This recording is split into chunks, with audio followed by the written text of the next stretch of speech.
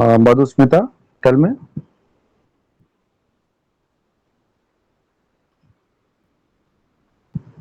Madhusmita,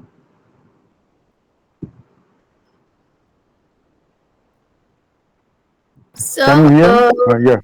Yes, yes, tell me. sir. Hmm. Last class we have discussed regarding importance of financial management, So, what are the importance of financial management?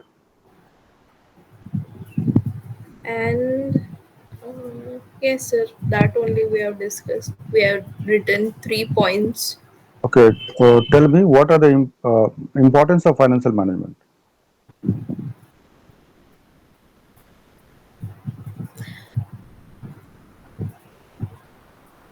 What, see, whatever notes I give you, please revise them at your home. Okay, because in every class I will ask you question from the notes that I gave you in the previous class. So if you don't read, it will be very tough. Just read out whatever points are there. Basically, किसी भी financial से related analytical decisions लेने के लिए use होता है financial management. और And क्या क्या डिसीजंस हो सकते हैं वो, लाइक फाइनेंशियल डिसीजंस में what are the decisions, kind of decisions or sort of decisions that requires your analytical mind? जैसे कि सर ये decisions में like investment decisions और dividend decisions ये इसकी बात हो रही है. Yes, correct. ये हाँ. Investment decisions, financing decisions, dividend decisions, capital budgeting, ये सब सारे जो है decisions, you need to calculate risk, you need to calculate how much funds is required, how much return is expected from that investment. All these calculations you have to do prior to doing any investment, prior to taking not investment, but prior to taking any decision, financial decision. So in the last class, I gave you one assignment. What was the assignment? So 50,000 cash को किस तरह invest करना? What investment decisions will be taken? No, I asked you that you have got 50,000 rupees cash and it is lying there as an idle money. Then what would you do with that money? I haven't asked you to investment decision regarding any investment. I have asked you what will you do with the idle money, 50,000 rupees you have. So what will you do, Madhusmita, with that money? Tell me.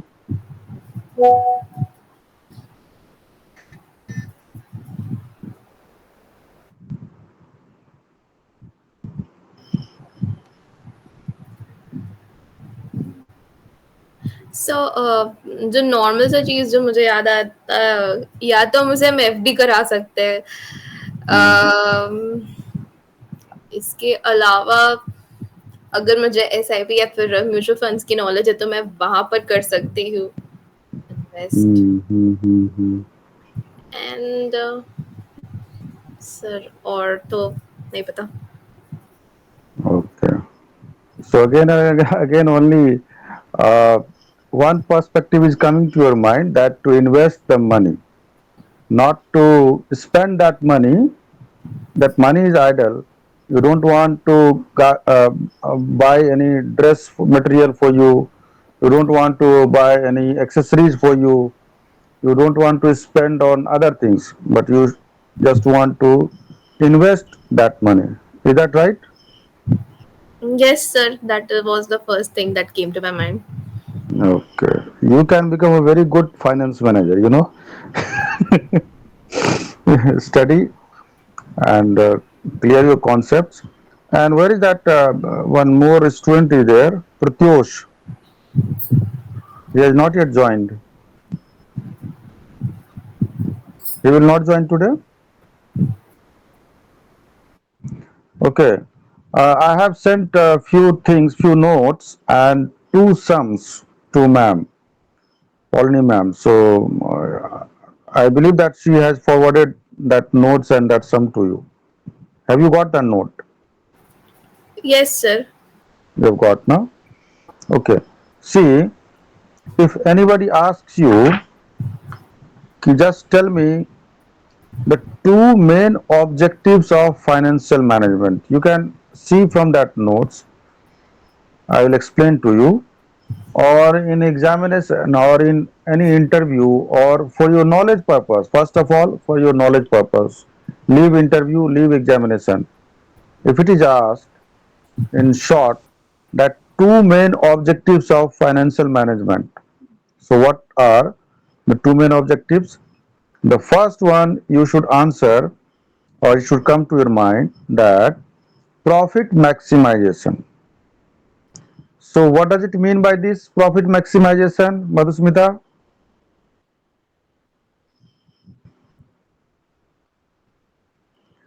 What does it मतलब mean?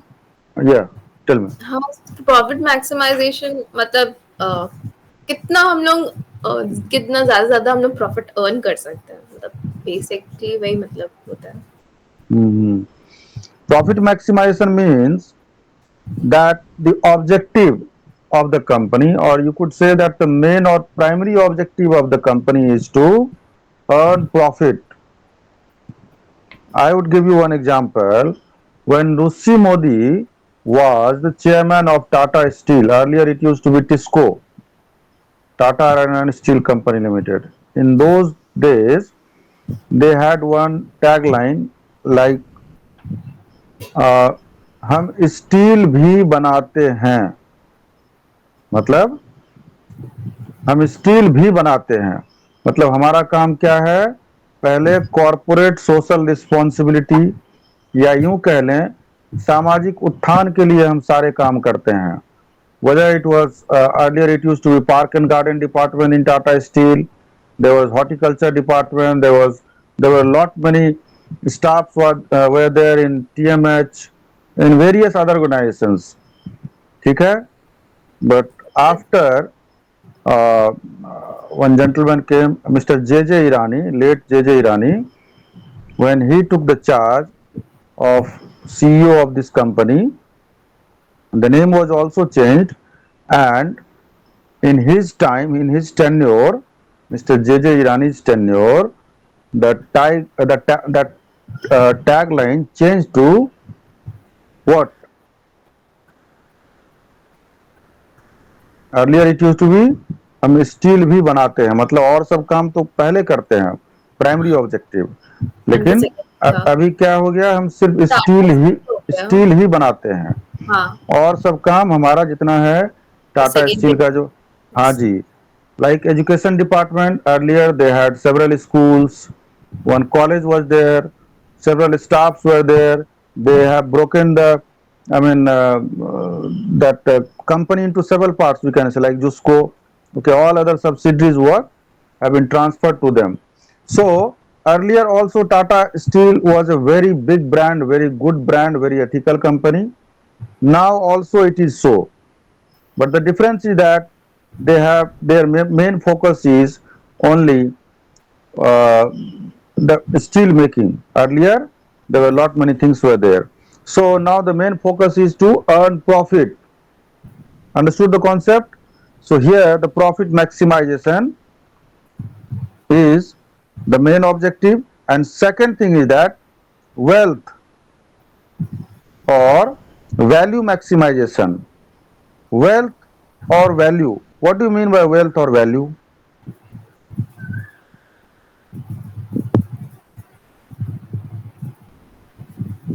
Wealth मतलब तो पैसा. Wealth का मतलब पैसा, money का भी मतलब पैसा हाँ. है ना. तो क्या अंतर है? अब प्रॉफिट मतलब भी घूम फिर के पैसा ही आ जाता है, हर जगह पैसा. हाँ. देखिए देखिए, wealth maximization means that the primary objective or primary goal of the company should be to maximize the value market value of the company should be maximized. ठीक है. ऐसा बिजनेस डिसीजन लेना चाहिए कि कंपनी का जो प्रेजेंट नेट वैल्यू है वो इकोनॉमिक पर्सपेक्टिव में बहुत ज्यादा हो, भले प्रॉफिट कम भी रहे, लेकिन उसका कंपनी का जो एज ए ब्रांड वैल्यू है, कंपनी का जो वैल्यू है, ठीक है, वो बहुत ज्यादा हो। For example, Byju Narendran company, Byju, ठीक है, आज के डेट में its value has been downgraded to almost 100%. Its valuation is almost equivalent to 1%. So this is the value minimization, you can say. Understood? नहीं सर, समझ में नहीं, आप थोड़ा सा फिर से बताइए। मैं बता रहा हूँ कि बाइजू का नाम सुना आपने? बाइजू एक कंपनी हाँ है सर। जो, सुना है ना, सबने सुना है, हाँ। ठीक है। ये बहुत जल्दी और बहुत आगे बढ़ गई ये कंपनी। इसने आकाश को भी अक्वायर कर लिया था। Aakash, you know Aakash coaching? Yes sir, Aakash institute. It's a premier institute preparing for this engineering entrance test and medical entrance test, mainly focused into that area. So ये बायजू नाम जो है वो घर घर में आ गया, घर घर में हो गया। हर घर से एक दो बच्चा उस कोचिंग में, उस इंस्टीट्यूट में उससे एसोसिएटेड थे, चाहे ऑनलाइन हो ऑफलाइन हो, जैसे भी हो। अच्छा था भी, बहुत अच्छा था, बहुत लोग उसके साथ काम कर रहे थे। But due to certain wrong financial management or wrong financial decisions, the value of that firm, the value of that Baiju company is downgraded to almost 1%. उसका वैल्यू अभी 1% का बराबर हो गया है। आई बात समझ में? तो एक हाँ तो सर। होता है कि वैल्यू को आप बढ़ा रहे हैं, हाँ, वैल्यू को बढ़ा रहे हैं आप, कंपनी के वैल्यू को बढ़ा, मार्केट वैल्यू को। मार्केट में वैल्यू क्या है आपका? ठीक है, पैसा and profit is one thing, but what is your value? Value को कैलकुलेट करने का अलग है, तरीका है, लेकिन कंपनी का वैल्यू को मैक्सिमाइज करना, तो वेल्थ ऑटोमेटिक मैक्सिमाइज हो जाएगा। So the second main objective of the financial management is wealth oblique value maximization. Wealth oblique value maximization means that the primary goal of the firm should be to maximize its market value and implies that business decisions should seek to increase the net present value of the economic profits of the firm. अब देखिए तीसरा चीज एक आता है, conflict between profit maximization and wealth maximization. ये दोनों में क्या कॉन्फ्लिक्ट है? तो कॉन्फ्लिक्ट ये है दोनों में कि out of the two objectives, ये जो दोनों ऑब्जेक्टिव्स हैं, profit maximization and wealth maximization, profit and wealth maximization in today's real world situations, which is uncertain and multi-period in nature, wealth maximization is a better objective. Profit कितना होगा नहीं होगा, आप देख रहे हैं गूगल, गूगल में सब कोई काम करना चाहता है, चाहता है कि नहीं? हाँ। हाँ if you sir. have if you have been given a chance to work with Reliance, any company of XYZ of Reliance and Google, okay, so which company you would prefer? Obviously sir, जिसका company value ज्यादा हो। हाँ, तो अभी मतलब। आपको समझ में आ रहा है बात? हाँ सर। ठीक है। अभी देखिए, अब two basic aspects of financial management क्या क्या होता है, उस दिन भी हमने डिस्कस किया था। The two basic excuse me aspects जो है वो है procurement of funds and second one is the effective utilization of funds. ये सब याद, ये सब मैं जो जो टर्म बोल रहा हूँ ना, ये सबको आपको याद करना चाहिए, ये सब terms.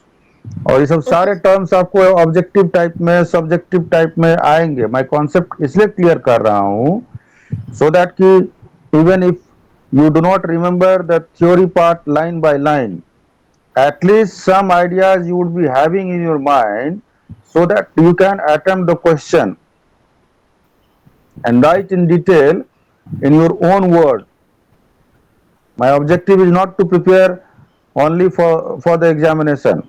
My objective is to give this terminology to you so that in interview also they will ask this question. You have read financial management, tell me what is the objective of financial management.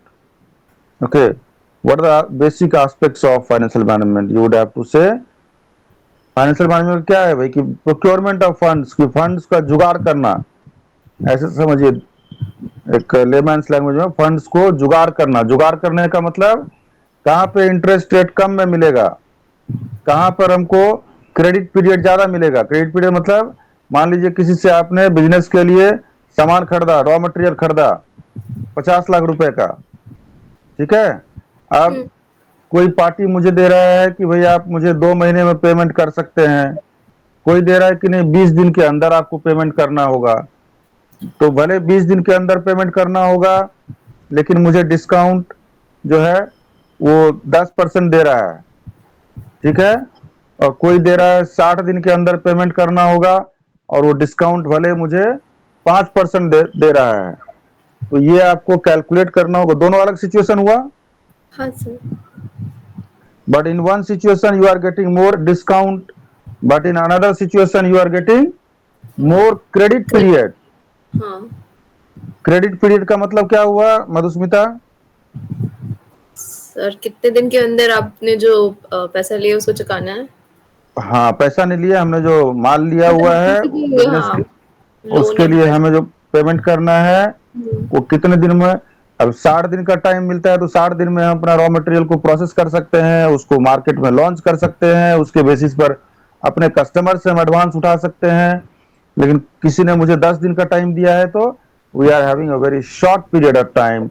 During that period it is impossible for us to pay back. ठीक है, समझ में आ रहा है कि नहीं? हाँ sir. नहीं समझ में आया तो पूछिएगा जरूर, ठीक है। हाँ सर। अच्छा, तो ये हमने लिखा इंपॉर्टेंस ऑफ फाइनेंशियल मैनेजमेंट, ये 3 पॉइंट्स मैंने लिखाए थे आपको। अब लिखिए objectives of financial management, profit maximization. ये देखिए ये बहुत इंपॉर्टेंट है, the profit maximization. That now this theory that I am going to give you, it's very important, very very very important. Just note down objectives of financial management, क्योंकि ये पहले भी important था, अभी भी इंपॉर्टेंट है, आगे भी रहेगा।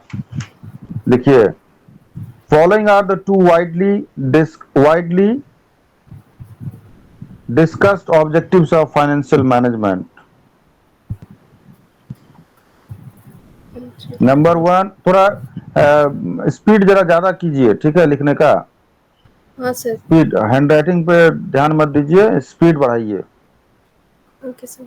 और वीडियो रिकॉर्डेड भी रहता है, you can take benefit from there if something is left. So profit, number one is profit maximization. Write down, write down, dash डाल के डालिए। Based on this objective the investment, financing and dividend policy decisions.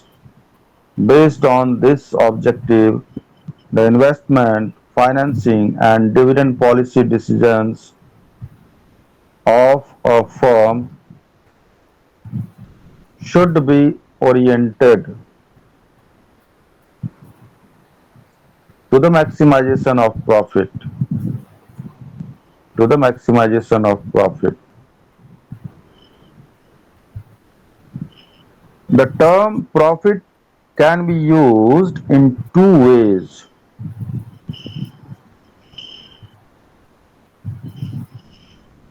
The term profit can be used in two ways. Number one, as an owner-oriented concept. अब देखिए profit क्या होता है। अब जिसका बिजनेस है, ऐसा समझ लीजिए जिसका जो मालिक है बिजनेस का, उसका तो अलग कॉन्सेप्ट होगा प्रॉफिट का, होगा ना। हाँ सर। तो लिखिए as an owner oriented concept, that is the amount which is paid to the owners business, paid to the owners business That is, those who supply equity capital. Equity capital जिसने capital लगाया है उसके perspective से इसका एक हो सकता है प्रॉफिट मैक्सिमाइजेशन का अलग समझ हो सकता है। दूसरा है, लिखिए, अ variant of the term profitability, a variant of the term profitability. It is operational concept and signifies economic efficiency. Okay, Madhusmita, do you read newspaper? Sometimes. Sometimes once in a month. Sir, हाँ sir, कह सकते हैं, या फिर कभी कभी जब time मिला तो कर लेती हूँ, मैं पढ़ती हूँ। मतलब I would basically say, e-newspaper ही पढ़ती हूँ, ऐसे तो न्यूज़पेपर आता नहीं है घर पे। okay, doesn't matter. You read e-newspaper, but do not read if you are reading once in a month. You should read e- e-newspaper on daily basis. And I would suggest you to read Business Standard, Economic Times, any of these two. You are a finance student. You would be taking specialization. You are in which semester? Semester 2 sir. Semester 2, first year, right? Yes So in second year, which specialization you are going to take? Sir, HR with IT. Achha, HR with IT. Even then, you should read. Uh, I mean, one either Economic Times. You should read Economic Times. It will okay make you understand better this terminology. Initially, you will find uh, difficult to understand, but slowly, you would come to know that the things are becoming easier. ठीक है? देखिए, term profitability, it is operational concept and signifies economic efficiency.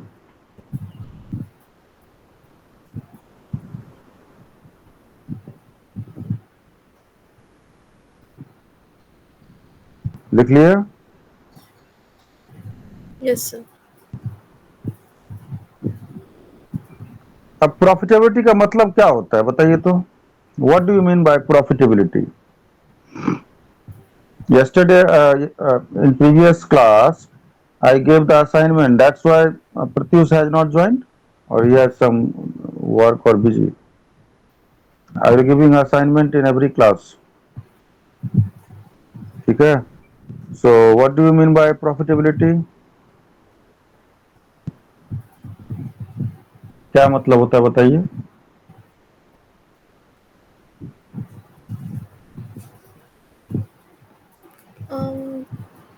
किस तरह से कोई profit gain कर सकते हैं, या देखिए, शायद। जो जो आप जो भी आप कह रहे हैं ना, इसको थोड़ा सा आप मतलब ये जो जो सब्जेक्ट है अपना, इस सब्जेक्ट का लैंग्वेज लिखने का कोशिश करिए। Did you get my point? Whenever you are saying any word, anything, explaining anything, try to try to include the words from this subject. Write down, profitability refers to a situation profitability. where output exceeds input. ये लिख दीजिएगा तो आपको financial management में अच्छा समझ में आएगा। ठीक है? That is the value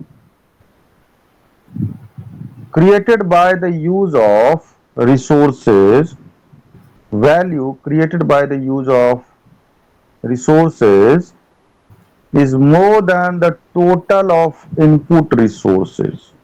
Input resources लगा के जो वैल्यू क्रिएट किया गया, आउटपुट रिसोर्सेज का जो आया, मतलब आउटपुट का जो आया आउटपुट, वो ज्यादा आया हम्म, वैल्यू आउटपुट रिसोर्स से, तो वही हो गया प्रॉफिटेबिलिटी। ठीक हाँ है। सर। हाँ।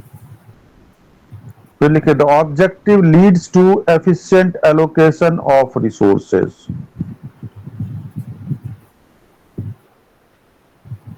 अब इसको ऐसे भी समझ सकते हैं, आपके पास टाइम है 10 घंटा, 10 घंटा को आप मान लीजिए 5 subjects are there, then how much time you should put to financial management, how much time you should put in other HR paper or IT paper or whatever paper you are having, economics paper, whatever papers you are having, तो allocate करना, effective allocation of this. So this objective leads to efficient allocation of resources. ठीक है। तो ये हो हाँ गया profit maximization. ये मैंने छोटा नोट दिया है, आपको समझा दिया है, और ये 5 मार्क्स का आ सकता है। और लिखिए, नीचे में लिखिए, पैरा चेंज कर, to summarize the profit maximization criterion is an appropriate objective is an appropriate objective of financial management because it ignores two important dimensions, that is risk and time value of money। लिख रहे हैं? हाँ sir. अच्छा, दूसरा लिखिए wealth, और bracket में लिखिए और वैल्यू मैक्सिमाइजेशन।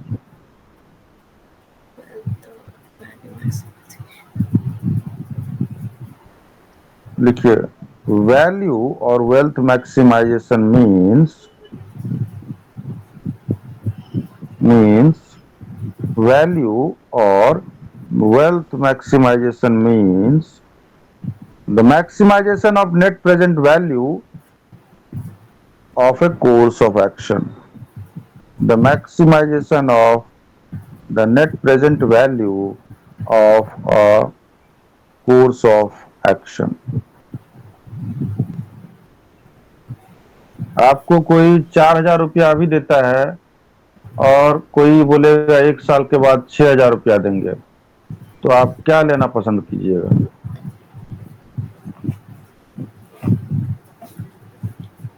सर अभी 4,000 लेंगे, क्योंकि बाद में तो रेट वही हो जाएगा।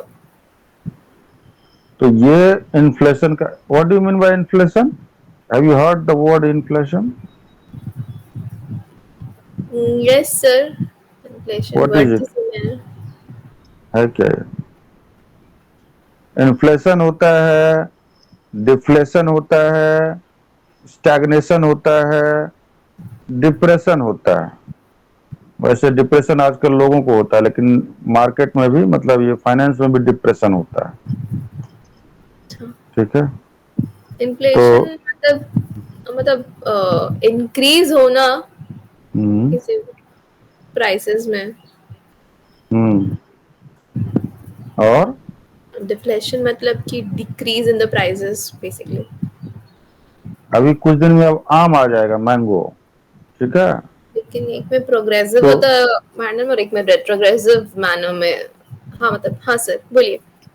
अभी कुछ दिन में मैंगो आ जाएंगे मार्केट में।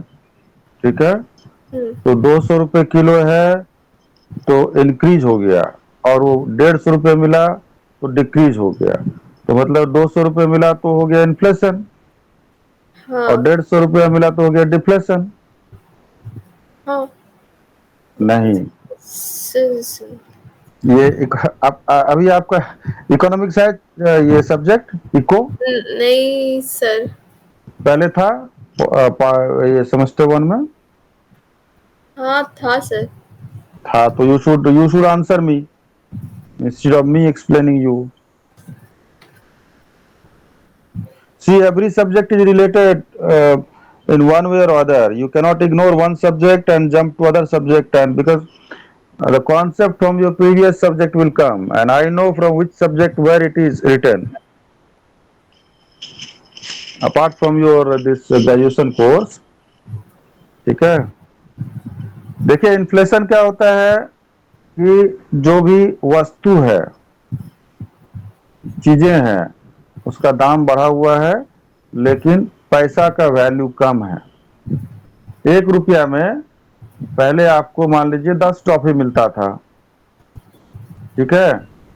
तो रुपया हाँ वही है, अभी आपको मिल रहा है 4 टॉफी, या अभी एक एक टॉफी मिल रहा है जी. 1 रुपया में एक टॉफी मिल रहा है ना, छोटा टॉफी. हाँ सर। तो क्या हो गया, टॉफी भी वही है, रुपया भी वही है. तो अभी जो सामान है, चीजों का दाम बढ़ गया है और पैसा का वैल्यू कम हो गया. This is your inflation. आई बात समझ में? नहीं सर। पहले 1 रुपया में 10 टॉफी मिलता था. हाँ Just imagine, suppose earlier you used to buy 10 toffees with rupees 1. Okay. Now you want to buy toffee, you go to the market, you are buying one toffee, with same toffee, which used to buy 10 toffees with rupees 1.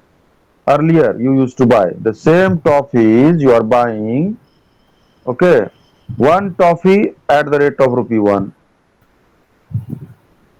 अभी समझ में आया? हाँ sir. पहले 10 toffee मिलता था 1 रुपया का, सेम टॉफी अभी 1 रुपया का एक टॉफी मिलता है.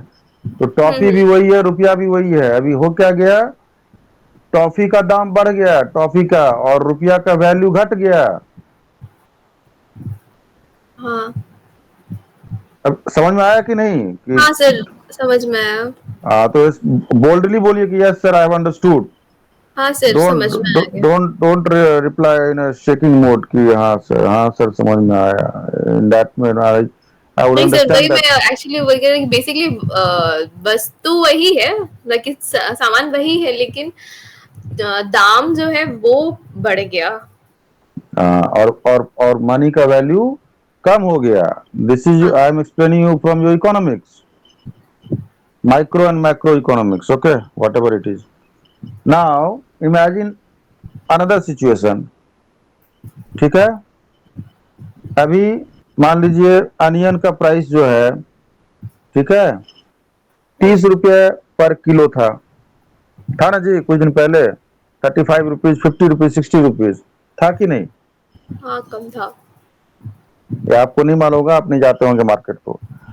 Now you are buying 1 kg of onion at earlier few days back, I think 20 30 days or 1 month back, we used to buy onion at the rate of rupees 60 per kg or 80 per kg.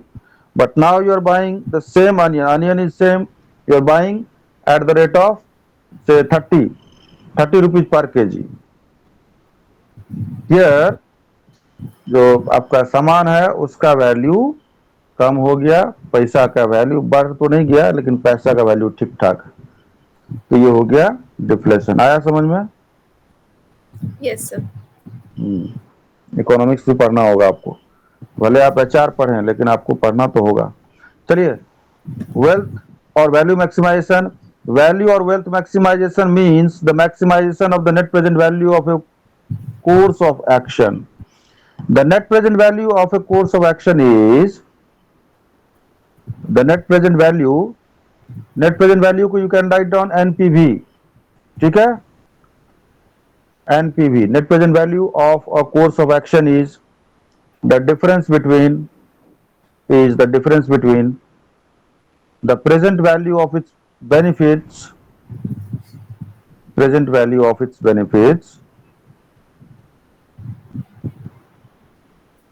and thus of its cost, the stream the stream of future cash flows, future cash flows,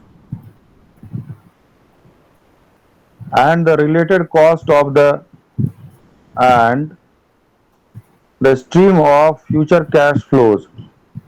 stream of future cash flows का मतलब क्या हो गया? Net present value. ठीक है, the stream of future cash flows and the related cost of the course of action are discounted discounted at a rate at a rate that reflects both both time and uncertainty। लिख रहे हैं? Yes, sir. Full stop। If a single alternative is being considered, if a single alternative is being considered, then it should be considered as if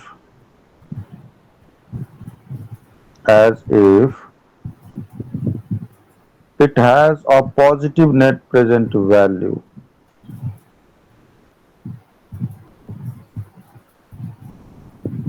Para change. This approach assumes that the objective of financial management is to maximize. This approach assumes that the objective of financial management is to maximize the value of the firm।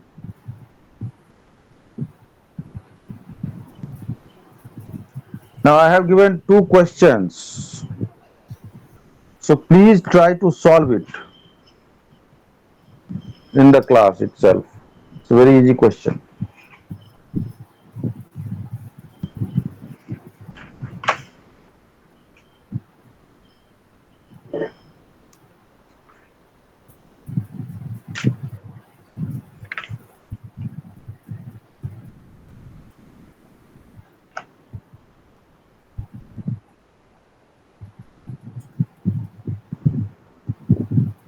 I think the solution is also with you. Yes, sir. You read first question.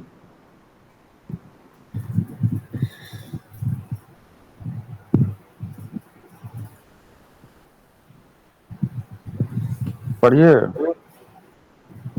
So, Purushottam makes a deposit of rupees 10,000 in HDFC Bank. So after MBA, where will you work? You want to work with HDFC Bank? maybe, sir. Okay, in the HR department. Yes, sir. Okay, Sir, maybe 1 hour. ठीक है। Purushottam makes a deposit of rupees 10,000 in HDFC Bank, which pays 10% interest compounded for 6 years. Calculate the amount to be received after 6 years। ये सब आपने पहले 10th में matric में सब किया है ना, up to Yes, sir. 10th। हाँ, तो ये बन जाएगा आपसे। That's a compound interest. Yes, sir. FV stands for what? Future value, and PV stands for present value। So FV equal to, in finance you have to solve this question in this manner: FV equal to PV within bracket 1 plus R to the power n, R whole to the power, this is the formula। So how much is the deposit amount? 10,000। 10,000 is deposited। ठीक है, अब बताइए, आप आगे बताइए, आपने पढ़ा है ये सब, कैसे कैसे बनाया, बताइए, एक्सप्लेन कीजिए।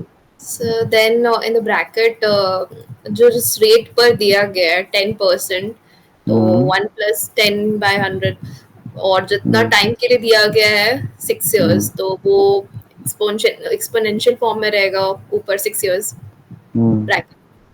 And then hmm. फिर अमाउंट जो है वो कैलकुलेटेड होंगे फ्यूचर वैल्यू। तो क्या आया है? 10,000 रुपया जमा किया है HDFC बैंक में, बैंक दे रहा है इसको 10% इंटरेस्ट। एक होता है सिंपल इंटरेस्ट, एक होता है कंपाउंडेड इंटरेस्ट, इतना तो पता है ना आपको। Yes sir. 6 साल के लिए दे रहा है। अब ये पूछ रहा है कि भाई 6 साल के बाद आपको कितना मिलेगा ये बताओ। तो as a finance manager you have to tell your client. Suppose you are consulting firm and a person like me, I have come to you, कि ma'am just tell me if I deposit this much of rupees or where should I invest, then you should promptly tell me कि sir HDFC में जमा कीजिएगा तो आपको 6 साल में इतना देगा, इतना परसेंट दे रहा है। तो कैसे कैलकुलेट हुआ है? 10,000 का 17,720 रुपया मिल रहा है 6 साल बाद।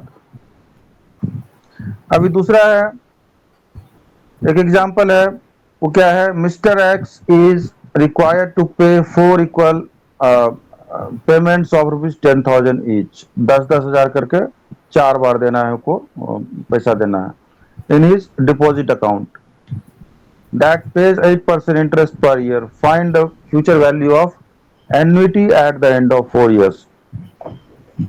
Solve this question. I'll be back within 2 minutes. Solve it on your own. Okay sir. I'm coming within 2 minutes.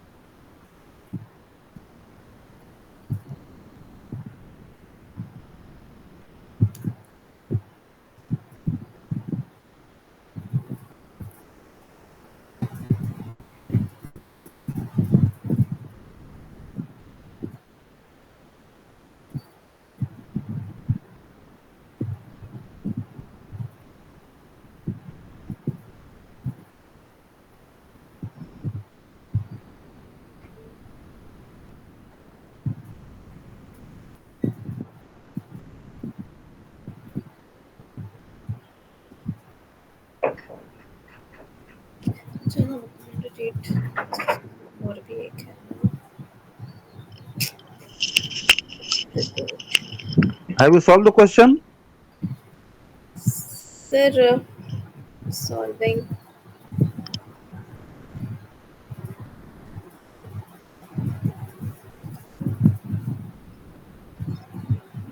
Sir इसमें तो वही फॉर्मूला यूज होगा ना, लाइक क्या फ्यूचर क्वेश्चन बोल रहा है? वैल्यू 1+r/100/t हम्म। पावर। हाँ तो सर इसमें तो कुछ और रहा है मेरा। कितना थर्टीन आ रहा है? थाउजेंड थर्टीन थाउजेंड सिक्स इसका हंड्रेड फोर इसका सॉल्यूशन दिया हुआ है ना। हाँ सर इसका दिया हुआ है। एक एन्युटी वैल्यू होता है उसका, मैं एक टेबल भेज दूंगा आपको, ठीक है? मैम को भेज दूंगा, आपको मिल जाएगा, वो देख लीजिएगा उसमें से, ठीक है? और आपके पास कोई बुक है क्या? नहीं सर, फाइनेंस का तो हम्म, बुक नहीं है। लिखिए techniques of financial management,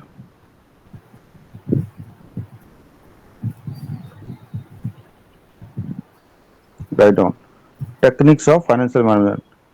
So number one, write down fund flow statement,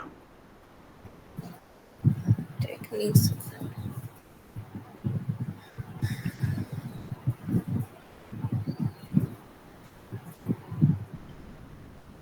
number 2 लिखिए कैश फ्लो स्टेटमेंट,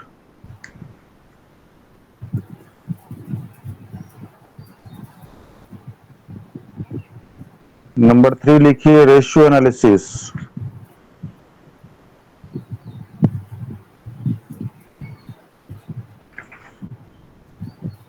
अच्छा what do you mean by ratio analysis? What comes to your mind when you hear this word?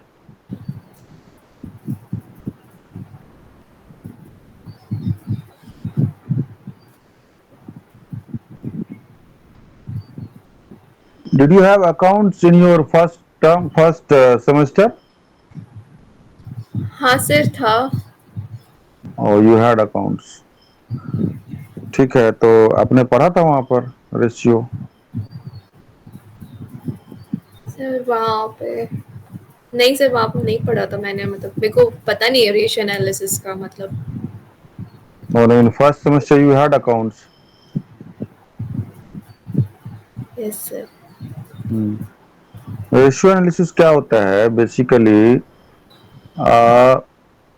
जैसे मान लीजिए firm है, current asset ratio, fixed asset ratio, ठीक है, gross profit ratio, ये सारा एनालिसिस होता है कि कंपनी के पास में करंट लायबिलिटी कितना है, करंट एसेट्स कितना है, क्विक एसेट्स कितना है। क्विक एसेट्स मतलब cash, easily convertible cash and equivalent to cash, मतलब इजीली कन्वर्टेबल एसेट्स, ठीक है। तो ये हो गया आपको current assets, liquid assets. Ratio analysis वो है जो हमें बताता है कि फर्म का पोजीशन क्या है। मान लीजिए आप लोन ले रहे हैं, तो बैंक में जाइएगा लोन लेने, तो आपको जो मांगेगा financial position of the company, balance sheet and everything, all the document, financial documents they will ask you. And after analyzing, suppose after doing your finance, this MBA in finance, what you say, you become a finance manager or credit manager. Let's say you have been appointed by HDFC Bank as a credit manager. I have come to you and applied a loan of rupees, say let's say 50 lakhs. Then what all you will see, what all, uh, I mean your expectation would be from the borrower. I have a small business running a kirana shop. I want to take loan of rupees 50 lakhs, and I have come to you for the loan applied to you in HDFC Bank. You are working in HDFC Bank as a credit manager. Then what are the things that your expectation would be from the borrower? Basically सबसे पहले तो इसका payment salary structure उसको देखेंगे, and then और क्या क्या assets उसके पास है। Salary structure. How would you see my salary structure? I have a small kirana shop. हाँ तो मतलब मंथली बेसिस पे उसका इनकम होना चाहिए, Hmm. सेमेस्टर पे। या फिर वो नहीं है तो फिर मॉर्टगेज करने के लिए कुछ और एसेट्स होगा, हाँ। लाइक प्रॉपर्टी हो या फिर कुछ और एसेट्स। Hmm. सबसे पहले उसका एसेट्स देखेंगे, लायबिलिटी देखेंगे, उसका जो है इंटरेस्ट कवरेज रेशियो क्या आ रहा है। वो बैंक को जो लोन देगा, तो लोन देने के बाद बैंक जो लोन देगा उस पार्टी को, तो whether that asset is sufficient to pay back और नॉट, उसके पीछे कौन लोग हैं, क्या है, ये सब सारा कुछ देखेंगे। प्रॉफिट क्या हाँ है सर। पास्ट ईयर का, इस ईयर में अभी क्या चल रहा है, उसके प्रीवियस ईयर में क्या चल रहा था, उसका टैक्स फाइलिंग का क्या है, टैक्स रिटर्न में जो उसने जमा किया है वो क्या है, उसका जो बैलेंस शीट जमा किया है वो ऑडिटेड है कि नहीं, ठीक है, स्टॉक कितना है उसके पास में, वो लोन देने के लायक उसमें क्षमता है कि नहीं, लोन लेने के लायक उसमें क्षमता है कि नहीं। तो इस क्षमता को जो चेक किया जाता है, ठीक है, वो रेशियो एनालिसिस से मालूम पड़ता है। जैसे थर्मामीटर से बुखार चेक करते हैं ना। हाँ सर। उसी तरह से ये सब जो एनालिसिस है, फाइनेंशियल इंस्ट्रूमेंट्स है, फाइनेंशियल एनालिसिस है, इससे आप किसी भी फर्म का, किसी भी बिजनेस का, किसी भी ऑर्गेनाइजेशन का डिटेल में सारा कुछ जान सकते हैं। तो तीसरा हो गया रेशियो एनालिसिस। चौथा लिखिए, analysis and interpretation of financial statements. Analysis and interpretation of financial statements. Number 5 is capital budgeting and investment decisions.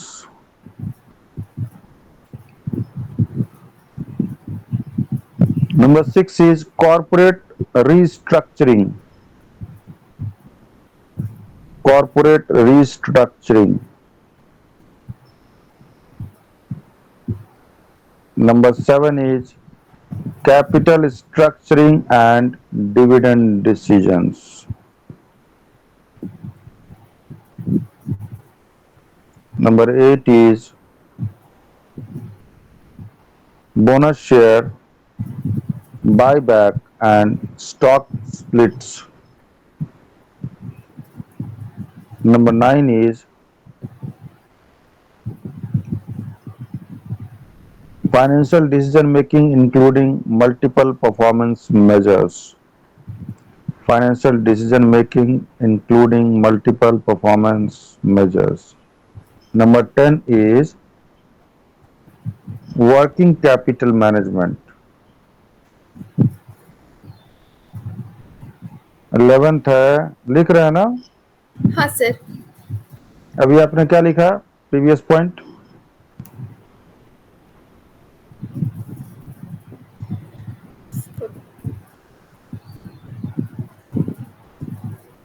क्या लिखा है आपने? अभी तक जो भी लिखा है एक बार पढ़िए तो।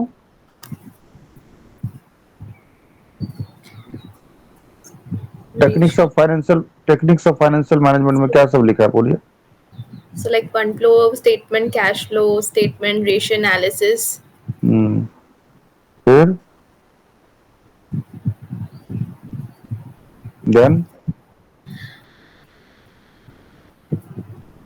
देन यू उसके हैव नॉट बाद रिटन। नहीं सर, उसके बाद तो नहीं मेंशन कर रहा है। क्यों? मैं समझ गया था कि आप नहीं लिख रही हैं। मैं 11th पॉइंट में आ गया था। देखिए आपने लिखा है सिर्फ 3rd पॉइंट तक लिखा है। सोचिए मैं कैसे समझ गया। Number 4 you write down analysis and interpretation of financial statements. इसका मतलब हुआ एनालिसिस एंड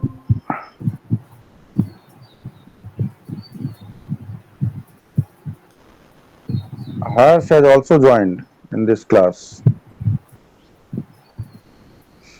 अच्छा, so Harsh,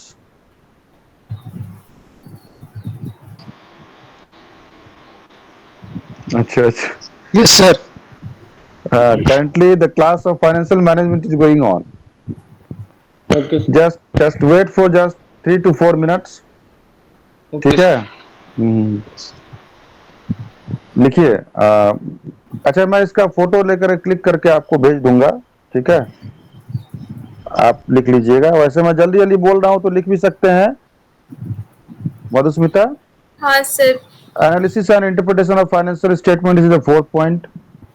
Number 5 is capital budgeting and investment decisions. Number 6 is corporate restructuring. Number 7th is capital structuring and dividend decisions.